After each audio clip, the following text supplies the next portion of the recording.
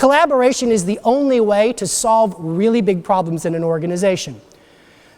The lone genius is a myth. There is no singular lone genius that's done anything. In fact, all of the great solutions I've ever seen in my career were created not just by 2 people or 3 people working together, but surprising teams working together to change the world. And it's not just a sense of collaboration. What we're talking about here is disruptive collaboration. This is the idea. As a leader, you take your courage and you convince yourself to disrupt the current set of conversations going on at your company. To create a team, and I want you to ask yourself, who has a stake in the outcome? And then when you get the answer, ask the question again. Who has a stake in the outcome that's never at the table? Then once you get that answer, I want you to say, who has a stake in the outcome who is forbidden to be at this table? Because I'll tell you something, real solutions in this world come from unholy alliances, surprising conversations, uncomfortable partnerships where you as a leader grow into your shoes by taking everyone in the room from meism to weism.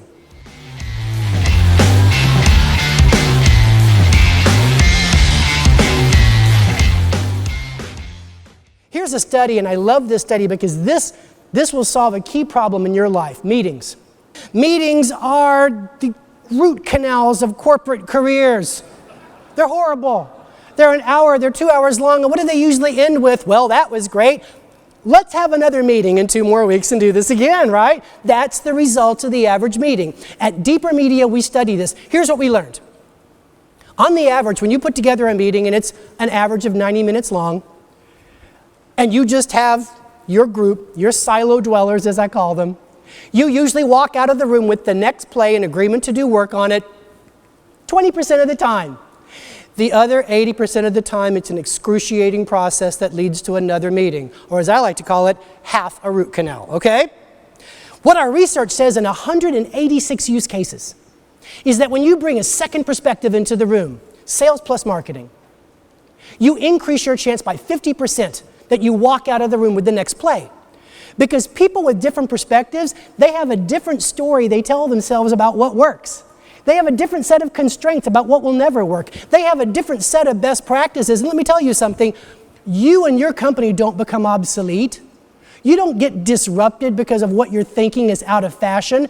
You get upended because the constraints that you're living under change. Now you can do it. All the best practices you've lived on don't work anymore because we moved to the cloud. Everything changes, and as you increase perspectives, you increase the speed at which you solve problems. We found in the research that when you bring in a third perspective, say sales, marketing, and operations, it goes up 100%. Now, instead of walking out of the room 20% of the time with the solution, it's 40% now. But here's the idea. It's like the Beatles. The number is 4. You got to have Ringo. Got to have Ringo. Even though he has an idea for a song.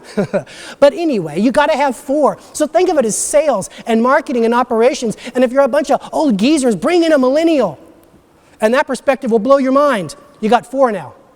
We've learned that you walk out of the room over 80% of the time with the next play and commitment to work. Because the wider you go, the faster you solve.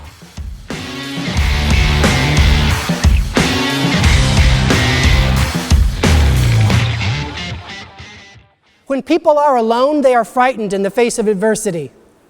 But when they collaborate with other people, they're a team. And it changes their sense of courage. And it's important for you to show the courage to convince people to create what I call collaborative webs.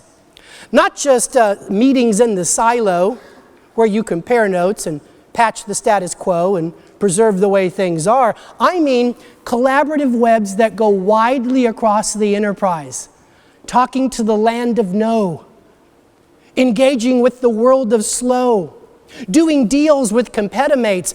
The most courageous thing you express as a leader is the idea that you tell your people when you get stuck, I want you to go wide. Don't tell them to think outside of the box. Tell them to solve outside of the lines.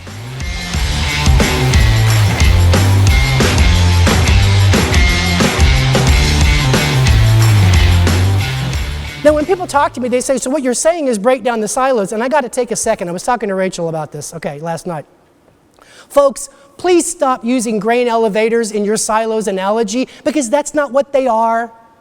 You can't knock down a silo. That is, I got to tell you, that's really naive. It can't be done, okay? Do you know why their silos, which by the way are underground, built to hold missiles from attack from the out? Do you know why you build them? Two things. Budgets and objectives. As long as you give a human being a budget and an objective that's going to be measured, they will build a silo. Here's my promise.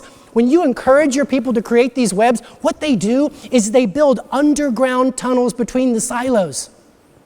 When I see truly remarkable organizations today in 2017, and I've studied many of them, Salesforce is a good one, Tesla is a good one, Wegmans is a good one, SAS Institute is a good one. This is what they figured out. One problem at a time, courageous leaders have fostered disruptive, collaborative webs, and they've connected the groups together and created an organization driven around a common shared vision.